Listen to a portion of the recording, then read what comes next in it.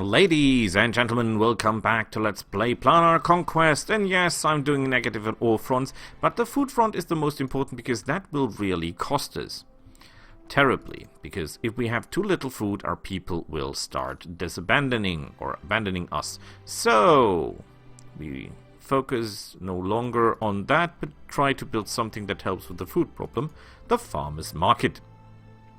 With that being said, ready to go to next turn. Oh, you can move, then move. 13 mana, that's good. Nothing more here. We're waiting for the other players. Items only there, does not help us. 16 research points. Oh boy. Okay, you go a little bit forward here and a little bit forward there. What do we have here? Phantom Warriors, Water Elementals. They cannot attack flying units and they do cold damage mostly. That is interesting. This thing does slashing damage a lot and has a decent attack bonus. It's ethereal, so it's going to hit us pretty badly. That's not good. And the Phantom Warriors, well, we know those, do we? So we could actually go and hammer those guys down. This would really help you, as you need more.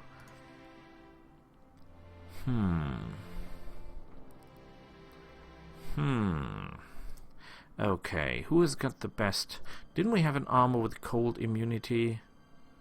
Here, that is good, and that is good, and that is good, and that is good. You cannot wear that weapon. We need to do something about the weapon problem, because that actually is a problem now. So we're immune to cold. We have the best stuff available. Sadly, she cannot wear any weapons that we have currently access to. And I don't think we can build her any weapon, can we? A Morning Star? Let's say, oh boy, that takes 5 turns. We can do sneak attacks. All attacks made by this unit when hidden node Ghost Touch. Melee ignores armor, does not help us, no. No. So let's look into those guys. They've got a Water Elemental. Illusion immunity, cold immunity. Well, quite obvious, it's an elemental, so no mind trick or critical hits, poison or sneaks attack. It has evasion, so casting on that thing with combat spells is not really helping. It gets fire vulnerability. That's cool to know, because that means if we cast fire weapon on ourselves, will do extra damage. The saves are outstanding with 875. The movement is okay with 3, and they've got an armor class of 16. Upkeep of 3 mana each turn is essential. Well, adequate, I think. Does a lot of cold damage. Still a decent amount of clubbing damage. Let's see what else we've got. The Phantom Beast. Ethereal, so it ignores our armor. Decent saves, 776. 62 life points, 3 movement points, decent. 16 armor, decent. It's a construct. It does a lot of damage. Oh boy, look at this. Plus 13 and 6 to 16 damage. That is quite amazing. And the Phantom Warriors we all love and know. With that being said, we don't have the movement points to interact. So that will be another story. Ooh, they have a rune. Oh boy. That will be an interesting episode. Okay. You. Get me some additional gold. Get me some additional research. Yeah. Oh boy, no. Those things are dangerous. Merits are a good all-around unit, by the way. So we're not taking those down. What is your actual health, my friend? I wonder if we... No, I think we first should take this down. There we've got the Naga. Today's episode will be the Naga episode.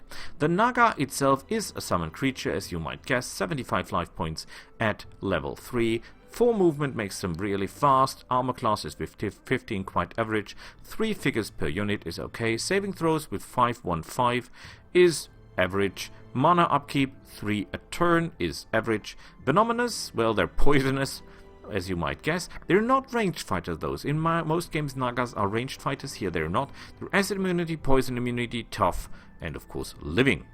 They have an immunity to acid, as already mentioned, and they do poison damage and blundering damage in close combat with an attack bonus of +8, which is decent. Well, a little bit under decent considering that they're, I think, level 2, tier 2 units. When you think of the mana cost. So, what can we do? I think we should give ourselves some unholy weapon. Start with, because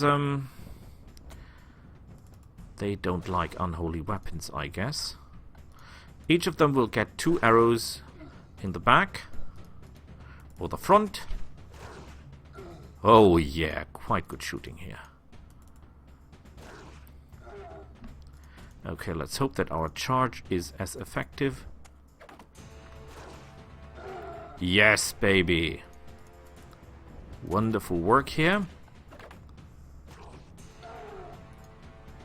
The warriors here, I think we should not rest getting wounded because we need our life points. And phantom warriors, never get tired to explain that, have piercing attacks, so bone aura is gold. Unless you kill them in one strike with a charge, but well. A ring of power. 57 gold and 14 mana, that does not even pay up for the cost. And let's see if there's anything. Oh, I see something around here. What did we find, by the way? The ring of power.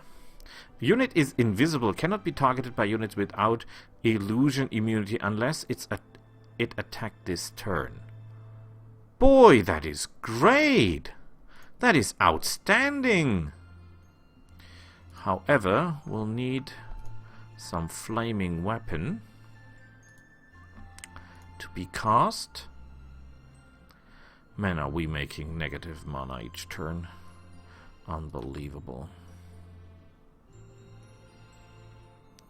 So, we want to cast that on our beloved flying Siegfrieda, whatever unit that thing is called. No, you're not up for that task, and you're sure as hell not up for those. I mean, they have rune hammers, but that will be a different episode. So, what have we here? Those guys. I think those guys you could actually fight. I think those guys you can actually take down. 3 movement points.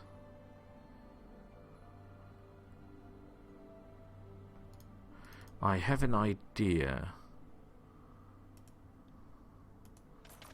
Okay, no, that does not work because he does not have enough points left to interact. What is a shame. We could make an episode here against those. We can make an episode here against those. And we can make an episode here against those. Isn't that beautiful? Oh yeah, baby. We'll do that. So, I'll see you all next time. That will be 3 episodes with learning how to battle undead and water creatures and what was it there? I think basilisks with a sword. Yes, basilisks and slimes and acid elementals. I'm not sure I already got an episode of those, but we'll see. Until then, bye.